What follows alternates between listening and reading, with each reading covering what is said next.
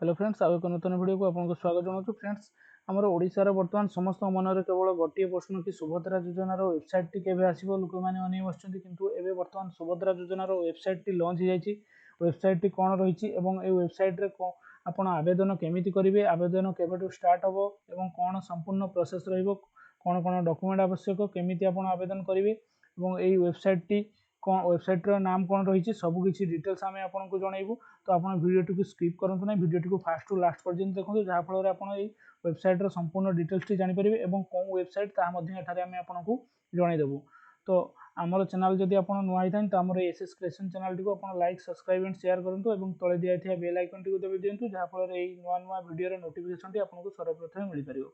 तो फ्रेंड्स चलतु जो वेबसाइट टी लॉन्च बर्तमान आज डेट्रे होती ये वेबसाइट टी आम आपको देखा दूसरी देखो एठारे वेबसाइट नाम हूँ subhadra.odisha.gov.in। ये वेबसाइट को आप विजिट कले एठारे आपको देखूँ ये किसी डैशबोर्ड टी आपको एठारे आसी जाउछि एवं एठारे केमिति आप आवेदन करेंगे और कौन डिटेल्स रही आपन योग्यता मानदंड बा आवेदनकारी दायित्व, आवेदन प्रक्रिया केमिति सबकिछि डिटेल्स आप जानीपर। ये वेबसाइट को सर्वप्रथम आप विजिट करूँ। एठारे देखूँ गोटे एडवर्टाइज बा घोषणा आपणकर एठारे रनिंग होछि। जो घोषणाटी आम एठारे आपको देखा दूसरी देखो कौन यार घोषणानामाटी रही देखो एठारे तले गोटे घोषणानाम रनिंग होछि। माननीय मुख्यमंत्री निर्देशक्रमे माननीय उपमुख्यमंत्री प्रत्यक्ष तत्वावधान में सुभद्रा योजना आवेदन फॉर्म वितरण कार्यक्रम ओडिशार समस्त जिले में चालू अच्छी।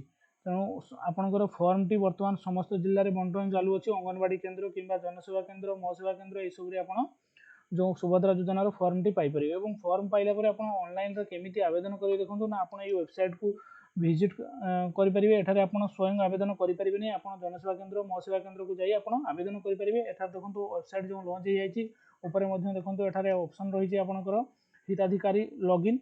तो हिताधिकारी लॉगिन बर्तमान देखो लॉगिन है खूब शीघ्र उपलब्ध हम एठारे दि जाइए। आप सबकि डिटेल्स जानीपर जमी योग्यता मानदंड योग्यता कौन कौन डॉक्यूमेंट आवश्यक कौन गाइडलाइन रही है अधिक सूचना उपर क्लिक करूँ आपंकर सबकि डिटेल्स एठारे आपको आसीज।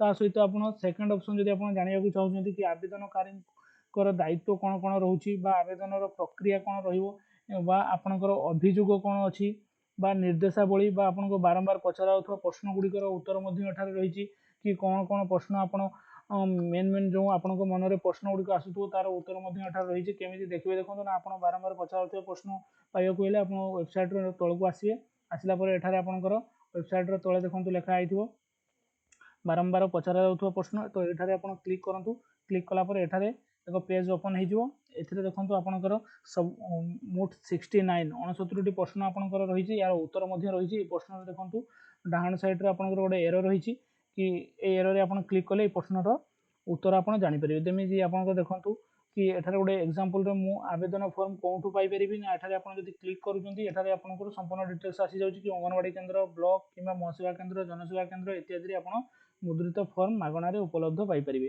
सेहीपरि कौन कौन मानदंड रही ना कौ मैंने आवेदन करेंगे केमी बयस सीमा के वार्षिक आय के सबकि एठारे उड़िया आपको मिल जाव। वेबसाइट केमिति आप आवेदन करेंगे बर्तमान सुधा देखो आपंकर आवेदन प्रक्रिया आरंभ होनी। आवेदन आरंभ होगा आम एठारे आपको एक फॉर्म आवेदन कर देखईदेबू आप केमिति आवेदन करेंगे संपूर्ण डिटेल्स देखिपारे। तो फॉर्म टी आम आगुरी आपको देखे देइथिलु कि फॉर्म टी केमिति फिलअप एवं आज फॉर्म टी आम आउथरे आपको देखे दउछु। ये आपंकर फॉर्म टी रही आपंकर फ्रंट साइड टी एमती रही और बैक साइड टी आपको ये रही एठार देखो आप स्वयं घोषणानामा ये घोषणानामा को आप स्वयं आप ठीक करेंगे और एठार तले दस्खत करेंगे कि ये सब टर्म एंड कंडीशन आप स्वीकार करुँच जहाँ भी एठारे दिखाई। एवं देखो फॉर्म टी को फिलअप आप देखी जाई करेंगे एठारे संपूर्ण नाम देवे, आधार संख्या भी देवे, स्वामी को नाम देवे, जन्म तारीख बा आपनकर आधार संयुक्त मोबाइल नंबर एठार निहाती आवश्यक एवं आपन डीबीटी अकाउंट नंबर बा अकाउंट जो डीबीटी अकाउंट जो बैंक रे रही से बैंक रो डिटेल्स एठारे तले फिलअप करेंगे। तो जहाँ भी हो आप बर्तमान वेबसाइट टी लॉन्च हो जाए कि वेबसाइट आवेदन डेट बर्तमान सुधा आसी ना आसिले आम वीडियो माध्यम आपको जलईदेवु।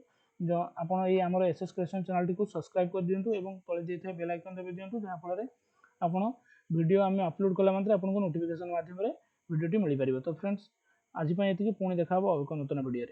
Thank you.